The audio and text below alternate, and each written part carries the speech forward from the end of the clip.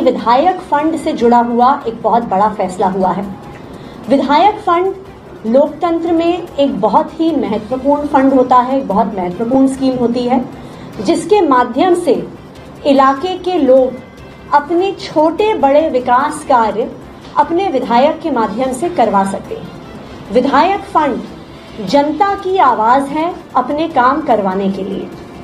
आज दिल्ली सरकार की कैबिनेट ने एक बहुत बड़ा फैसला लिया है और दिल्ली में विधायक फंड को 10 करोड़ प्रति वर्ष से बढ़ाकर 15 करोड़ प्रति वर्ष कर दिया है। पूरे देश में किसी भी राज्य में इतना विधायक फंड किसी भी सरकार ने आज तक नहीं दिया है। अगर हम आंकड़े देखने जाएं तो गुजरात 1.5 करोड़ प्रति साल विधायक फंड देता है हर एमएलए कॉन्स्टिट्यूएंसी के लिए। आंध्र प्रदेश, कर्नाटका 2 करोड़ हर साल देते हैं। ओडिशा, तमिलनाडु, मध्य प्रदेश 3 करोड़ और कई राज्य जैसे महाराष्ट्र, केरला, झारखंड, उत्तराखंड, तेलंगाना, राजस्थान 5 करोड़ प्रति वर्ष विधायक फंड के तौर पे देते हैं। अब दिल्ली 15 करोड़ रुपए प्रति वर्ष विधायक फंड के माध्यम से देगा। ना सिर्फ ये पूरे देश में सबसे ज्यादा है, बल्कि एग्जिस्टिंग स्टेट से 3 गुना ज्यादा है।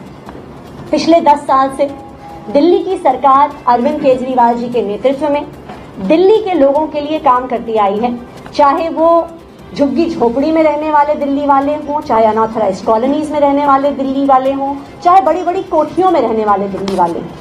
उसी तरह से आने वाले समय में भी लगातार दिल्ली सरकार दिल्ली के लोगों के लिए काम करती रहेगी। धन्यवाद। जैसा कि आप लोगों की जानकारी में है कि इस साल दिल्ली के अंदर बहुत बारिश हुई और बारिश के कारण रोड्स के अंदर टूट फूट काफ़ी देखने में आ रही है। पार्कों के अंदर भी चाहे वॉकवेज हों चाहे उसकी दीवारें हों, उसमें टूट फूट देखने में आ रही है। और बढ़ी हुई बारिश के चलते सीवर की समस्या भी बहुत जगह देखने में आ रही है। सीवर सेटल हो गए हैं या सिल्टेड हो गए हैं, नई सीवर लाइन डालनी है। तो इस वजह से दोनों ही तरह की पार्टियों से, ऐसा नहीं कह रहा मैं आम आदमी पार्टी, भारतीय जनता पार्टी के विधायक भी लगातार मुझसे एज यूडी मिनिस्टर मिल रहे थे। हमारी पार्टी के विधायक भी लगातार मिल रहे थे कि विधायक निधि को अगर बढ़ा दिया जाए तो लोगों को फौरी राहत मिल सकती है। और विधायक फंड के अंदर अच्छी बात यह है कि विधायक फंड को बनाया ही इसलिए गया था, एमपी फंड और एमएलए फंड, ताकि अगर कोई विधायक अपने क्षेत्र में जाए और वहाँ पे कोई काम दिखे तो ऐसे काम जो तुरंत विधायक करवा सके, उसके लिए एमएलए को एक फंड दिया गया था। और मुझे लगता है कि यहाँ पे इस फंड को बढ़ाने की एक सबसे बड़ी मंशा ये है कि बहुत ज़्यादा डिपार्टमेंट्स के सैंक्शंस के अंदर बहुत ज़्यादा समय लगता है, प्रोजेक्ट्स बनते हैं। उससे अच्छा ये होगा कि विधायक छोटी जो फौरी राहत जो है जनता को विधायक निधि के द्वारा दे। फंड में बढ़ोतरी की अभी बीजेपी ने आज प्रेस कॉन्फ्रेंस की, उनका आरोप है कि दिल्ली सरकार लगातार डेफिसिट में जा रही है, राजस्व घाटे की तरफ जा रही है।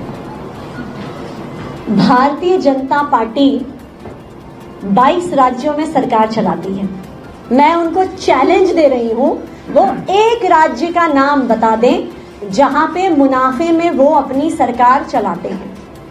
दिल्ली सरकार के आंकड़े और हिसाब किताब हम सामने रख देंगे। भारतीय जनता पार्टी 22 में से किसी भी एक सरकार के आंकड़े सामने रख दे, मैं दावे के साथ कह सकती हूं भारतीय जनता पार्टी एक राज्य की भी सरकार नहीं दिखा सकती जो मुनाफे में चल रही है और जनता के काम कर रही है। मैम, ये आरोप लगा रहे हैं कि दिल्ली सरकार के पास तो इतने भी पैसे नहीं है कि दिसंबर के बाद अपने कर्मचारियों और एलसीटी के कर्मचारियों को तनख्वाह दे 7,500 करोड़। मैं तो आपको बता रही हूँ कि वो दिखा दें, भारतीय जनता पार्टी शासित एक भी राज्य दिखा दें जहां पर वो मुनाफे की सरकार चला रहे हो, जैसे दिल्ली में 10 साल से आम आदमी पार्टी ने चलाई है।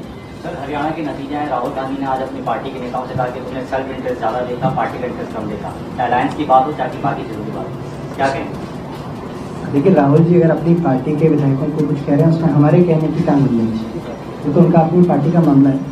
मैम, एक वीडियो आया था सुबह, आप घर में बैठी हुई थी, सामान पैक किया हुआ रखा हुआ था और वहीं से आप काम कर रही थी। बीजेपी आरोप लगा रही है कि अगर वो घर अलॉट ही नहीं हुआ था 6 फ्लैग स्टाफ को, तो उस घर में आप कैसे सामान लेके चली गई थी जो सामान पैक होकर वापस आया? मैं ज्यादा अच्छा होता। मैं आपको सुबह भी बताया मैंने आपको दो उदाहरण ऐसे हैं जो पूरी तरीके से मीडिया की नजरों में हुए। मनीष सिसोदिया जी ने इस्तीफा दिया, सत्येंद्र जैन साहब ने इस्तीफा दिया।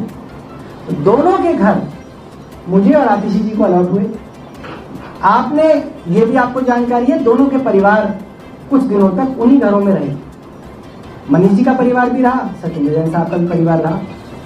आपने कभी देखा हो कि मनीष जी के घर पे पीडब्ल्यूडी ने ताला लगाया हो और मनोज जी के परिवार को और उनके सामान को सड़क पे उतारा हो कि भाई अब जो है ताला लगाने का टाइम है, अब हम इसके अंदर जो है वो जो क्या कर रहे हैं, वो सर्वे कर रहे हैं, क्या कर रहे हैं उसके इन्वेंट्री इन्वेंट्री कर रहे हो। कभी आपने देखा? जैन साहब का परिवार था, वो घर मेरे नाम पे अलॉट हो गया। उनका घर साफ सफाई में और दोबारा से ठीक करने में थोड़ा समय लगा, थोड़े समय वो रहे उस सरकारी घर में। आपने कभी देखा हो कि वहां पे इन्वेंट्री बन रही हो? ये पूरी तरीके से जो है उल-जुलूल और निम्न स्तर की राजनीति है और ये बहुत शर्मनाक है कि इस तरीके से एलजी दफ्तर द्वारा इन कामों के अंदर समय व्यर्थ किया जा रहा है। वो समय व्यर्थ कर रहे हैं, उनको दिल्ली के अंदर जो एलजी बनाया गया काम के लिए बनाया गया। थोड़ा पुलिस देखो, गैंगस्टर्स को देखो, ये सब करो, किन कामों में लगे हुए हैं एलजी साहब, वो देखो। लेकिन सर अभी